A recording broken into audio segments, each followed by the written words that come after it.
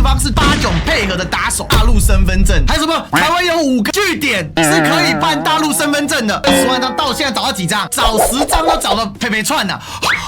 找不到，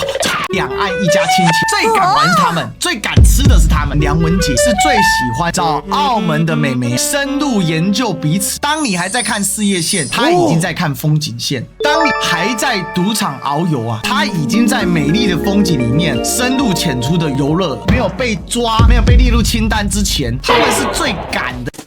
Ladies and gentlemen, welcome the host.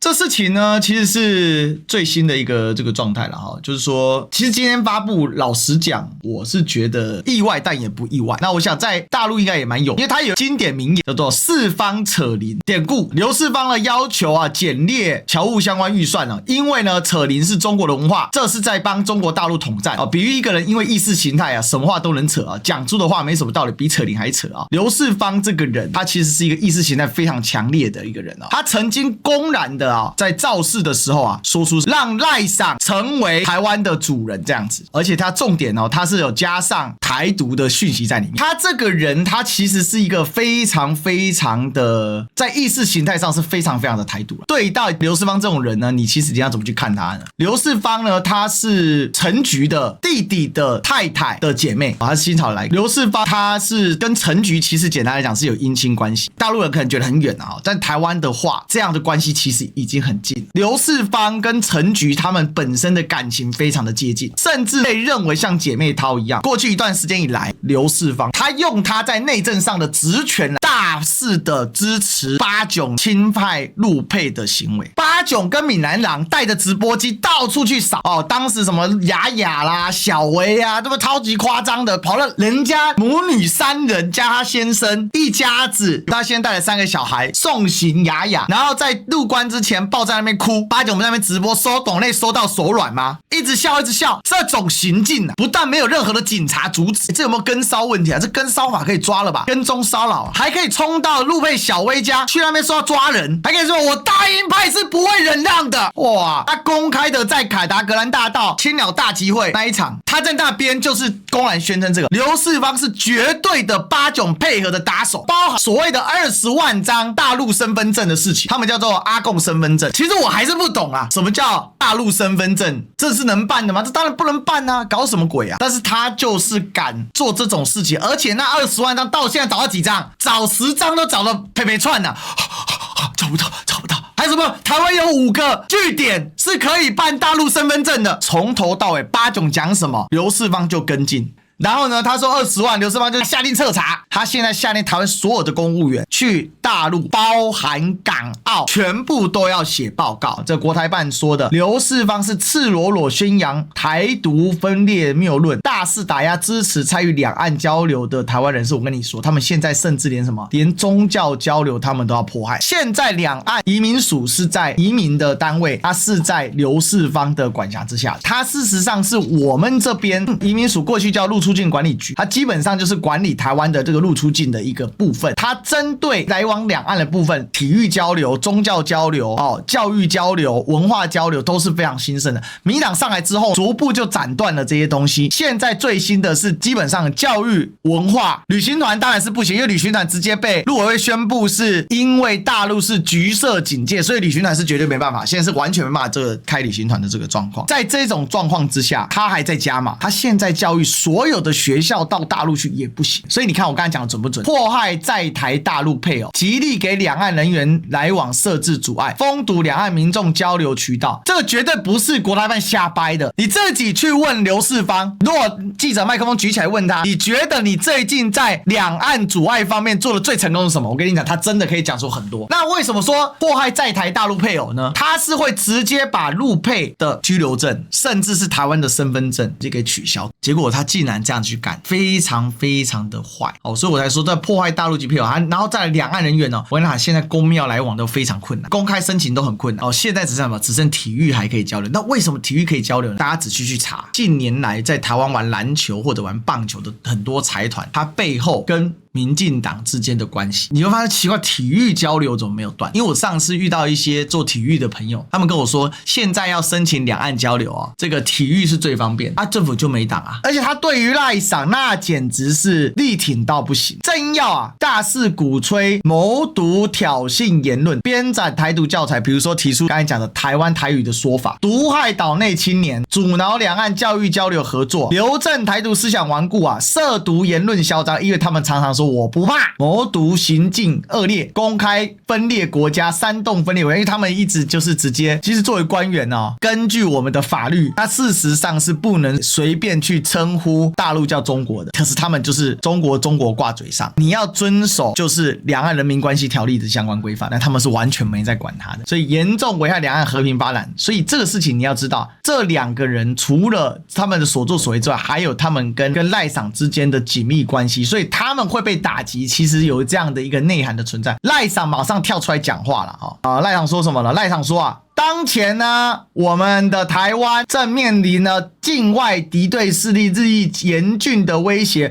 我們一定要堅定做好反統戰、反滲透、反併吞的工作，直接給他打 call 啊！最後啊，對這些絲毫不畏懼被大陸跨境鎮壓的人民感到驕傲。才剛剛講。然後他馬上跳出來講，你就知道說這個人他其實跟賴賞之間的關係是非常非常接近。這也是為什麼我在講說這件事確實對賴賞跟他的整個團隊他有很強的連結性。我認為這一次的一個角度，但是很多人會疑問一個事情，我們也就打開天窗，因為歷史哥從不講假話，這個字才有用。來，我跟大家講啊，有這疑問是很正常，因為這些人他本來就不會去碰觸危險地帶。你真以為他們那麼勇嗎？那我就問嘛，如果他們那麼勇，那我就問他們會去香港轉機嗎？他們去澳門賭場嗎？不要忘了哦，像陸委會發言人梁文傑啊，是最喜歡去澳門找澳門的美眉深入研究彼此。當你還在看事業線，他已經在看風景線；當你還在賭場遨遊啊，他已經在美麗的風景裡面深入淺出的遊樂了。這個民進黨啊，這些人啊，最可惡的嘴臉，他們是在沒有被通緝、沒有被抓、沒有被列入清單之前，他們是最敢的，你知道嗎？对啊，還有一個叫鄭文燦阿燦啊，雖然時間短了點，但是美眉到了他的房間，跟他一起互相賞玩、深度交流兩岸，他會告訴你嗎？他不會告訴你，但他就會去做這種事情嘛。不然我剛才講到劉世芳曾經的政治初選，高雄市長初選的對手叫做趙天麟，是這個董研會，就是以前三立電視台的老董林坤海掛掉了。林坤海當時弄了一個海派，媒體退出黨政軍啊，黨政軍進入媒體啊，不是，是媒體進入黨政軍，這是海派，後來叫永延會，他是永延會的老大。他有一個綽號就叫做兩岸一家親親嘛，因為他親親的是大陸的美麗女子，最敢玩是他們，最敢吃的是他們。現在的制裁為什麼看起来沒效？大家剛才都想說就然沒效，沒什麼屁用啊，因為他在大陸的管轄之外，他被通緝之後，他就不會再去澳門跟澳門的美眉深入的研究彼此。那像劉世芳，他可能不是研究美眉，他可能去玩的啊，去玩賭場什麼，研究賭術之類的，他就可能就不會研究了。所以這些人他們懂得趨吉避凶，可是在趨吉避凶當中，又要創造自己雄壯威武的神話，動輒對大陸頤指氣使，講一些幹話，這是他們的本事，也是他們呢在這當中獲取利益的本事。好處我要有，壞處我就避開，還要創造利益。你就看到我們剛才講的體育交流很重要，敢於體育交流，為什麼？因為體育交流這幾年是整個民進黨金主們非常喜歡一塊，因為有大規模的減稅在裡面，這傷天害理。所以這件事情你會說沒用，其實是因為他們都會做事先的評估嘛。你就想嘛，顯露出害怕的是誰？黑熊沈伯洋當時被通緝的時候，沈伯洋怎麼樣？立刻飛回台灣，因為他當時人在韓國。我就問沈伯洋現在還敢去韓國嗎？李在明才剛剛在北京跟大領導見過面，那你就想現在呢？你覺得沈伯洋還敢去嗎？他還會去嗎？他一定說，我告訴你，韓國就是個舔共國家，所以我不去了，我避免風險。他們是還是會怕的，只是我必須講啊，到目前為止，大陸還是對於這一些頑固台獨分子非常非常的克制。如果用兩用清單裡面邏輯，兩用清單邏輯什麼呢？軍民兩用清單，一切對日本軍工有幫助或潛在，而且潛在有幫助的都禁止出口，還有第三方、第三國協助的也不行，那叫長臂管轄。那如果是用這個方式，用長臂管轄的方式，說要發布國際刑警紅色通緝令，目前也還沒正式發布，只是有這個傳言。沈伯洋就害怕到什麼程度？他去德國也不敢轉機了，直接用直飛不下機啊！所以不要覺得沒效，只是我必須說了，目前來講，這個打擊力道還是以宣示為主，除非他們傻，除非梁文傑又按捺不住小文傑的癢感，揪着團，帶着林進棟的好朋友一群一起又去澳門跟美眉研究美麗的風景線，那這個就沒辦法了。畢竟到澳門研究美麗的風景線，你一入境人家就知道了嘛，那可能他就真的會被逮走。所以小文傑現在只好平常讓大文傑捏着，動都不敢動，不然有動他一定動，就像民進黨有動必動，有動一定動，這才是他的一個基本的一個概念。因此这个宣誓主要還是要讓台灣的反對台獨的多數人知道，大陸這邊不是對台獨啊縱容的啦，而且針對的一定要是精確的打擊賴賞的部分哦，這個才是他們在處理這個問題的一個細節。那當然啦，你們陳明華表示，大陸方面依據有關法規決定將劉世芳、鄭英耀列入台獨頑固分子清單，並實施制裁，禁止劉正家屬進入大陸及香港、澳門特別區，限制劉正關聯機構與大陸有關組織個人進行合作，絕不允許關聯企業金主在大陸牟利，並將採取一切必要的懲治措施，依法終身追責。歡迎台灣同胞繼續提供劉世芳、鄭英耀的違法犯罪線索。我既定性又開放大家來。當然啦，傳統的政治人物一定說，大陸憑什麼管台灣啊？這個不是大陸管不管台灣啊，喊出台獨這件事情本身就跟大陸有關係，對吧？那為什麼大陸不能說兩句話？台獨這件事情既然就叫台獨了，什麼意思？如果台灣已經獨，那幹嘛還喊台獨？就是台灣還沒獨，所以你要喊台獨嘛。那既然台灣還沒獨，就代表台灣跟大陸是有關係的嘛，是連在一起的嘛。那所以你今天在台灣喊台獨，難道大陸為什麼不能有反應？所以我覺得呢，有些人那個邏輯也很奇怪。台灣有一些這個政治人物哦，他可能不是青鳥黨，他不是民進黨的，但他那個腦袋瓜是漿糊。這個你憑什麼大陸手臂伸那麼長？不是啊，人家是禁止你去他那邊啊，他甚至都沒有說，哎呦，我要長臂管轄，有沒有？哎，你這個在全球的範圍內，哎，黑熊到現在都還沒被正式發布紅色通緝令，所以講白了，今天人家對自己的權益進行維護很合理吧？啊，不然很簡單，你就把這個憲法增修條文這個因應國家統一之前的說法就刪掉嘛？不是這個民進黨的林怡景才剛剛這個兩國條款突然變成2天條款，2天就撤了，哎，還不撤案，連送件沒有送件，哎，也不是沒送件，是送件之後拿立可帶塗掉。然後你可以看到這裡還有一個很有趣的事情。第二個是將綠色司法打手陳書儀列為台獨打手幫兇，終身追責。這個陳書儀啊，老實講，如果他沒有被列為這個台獨打手幫兇的話，根本就不知道，台灣也沒人認識他。陳書儀是司法官第40期結業，當過台北地檢署檢察官、新北地檢署執行科主任檢察官，號稱天下第一組的台北地檢署中組主任檢察官，專門辦難案啊，所以叫中組。包含呢最高檢的重大危害台灣安全社會秩序案件小組檢察官，負責辦理呢這個台灣的安全共諜相關事務，是台灣最高檢偵辦安全事務案件的督導小組的執行秘書。簡單來講，他辦過綠營共諜案。你說辦綠營共諜案，為什麼被這個大陸這邊來列入台獨打手幫兇呢？主要是認為啦，就是他在針對所謂的兩岸交流上面，他做了很多的一些這個工作啦。法務檢察官的人事審議委員9名票選委員公布檢察長候選名單，其中就有陳書儀。這個陳書儀呢，應該他被認為他有比較強的這種意識形態的一個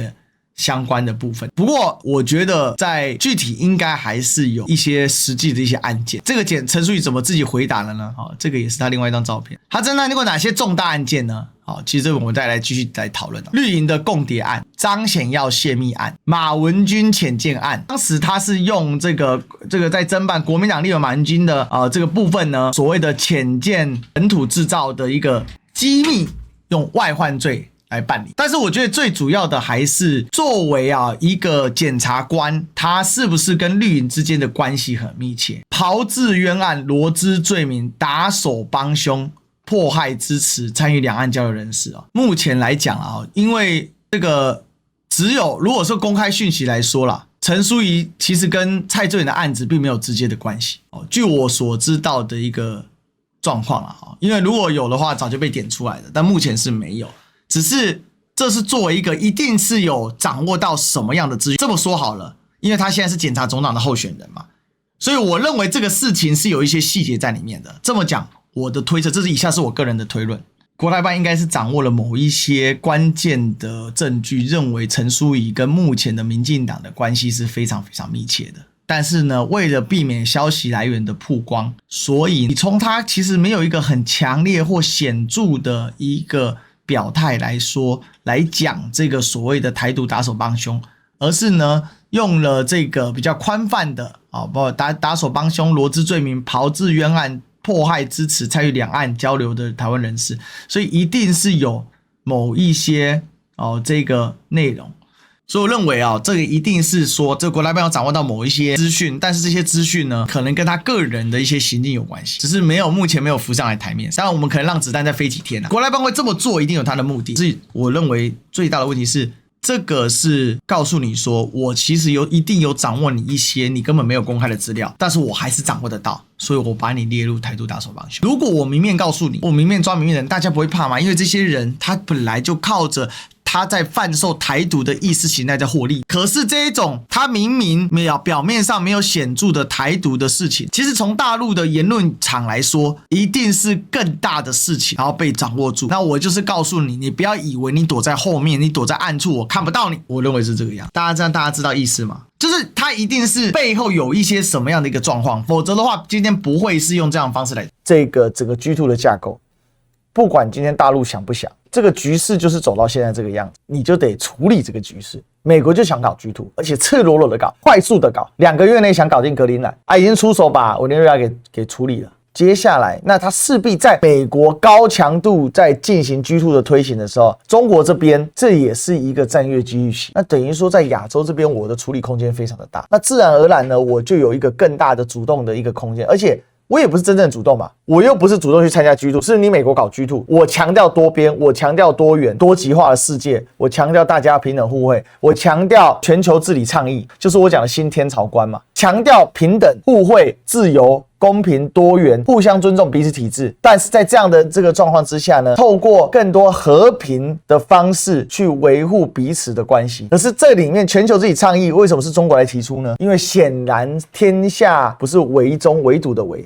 為了的為，天下為中。為什麼？而且也是唯一的唯，也作為一個世界的中枢，這個是一個必然。國家大，工業發展，我講過，大陸是全世界上唯一一個超10億人口以上的全工業化的國家，而且幾乎有全產業鏈品項，工業化強國。目前已經踏入了工業化強國之旅，但是屬於還不算是工業化強國的領先的部分，還沒有到那個程度。但是很多領域已經逐步在領先。所以回過頭來講到這個事情，就是我有我的治理方式，可是在我的治理方式的時候，我也不排斥借用你美國在推展你的體系的時候，我來發展我自己的空間。但是我不主動，而我是一個被動、更加合理化的、更加有話語權的方式，因為我要讓那一些願意加入我的全球治理倡議，願意加入我的新天朝觀的一種這個世界，各個國家、各個盟友、各個國際夥伴，他們更加的信任。因為如果一旦主動就打破這也是為什麼到目前為止，大陸還是不願意主動的結束兩岸分治的狀況，而是更加願意繼續的透過溝通協調，然後透過一定程度的既是推動局勢，也是等待局勢的變化的方式，來讓整個局勢的往全球治理倡議，或往我剛才講的這種新天朝觀的這個天下，用自己的體系嘛。你看全球治理倡議在哪裡提出來？他在上合組織的時候提出來。上海合作組織的時候提出來，在我的場域上提出來，這個沒有錯。老祖宗說的嘛，師出要有名嘛，這個很重要，這非常非常重要。你要有你的體系嘛。所以 G2， 美國想象的 G2 是勢力劃分，而中國大陸所看到的 G2 是什麼？我提供2種不同的體系，有美國的霸權體系，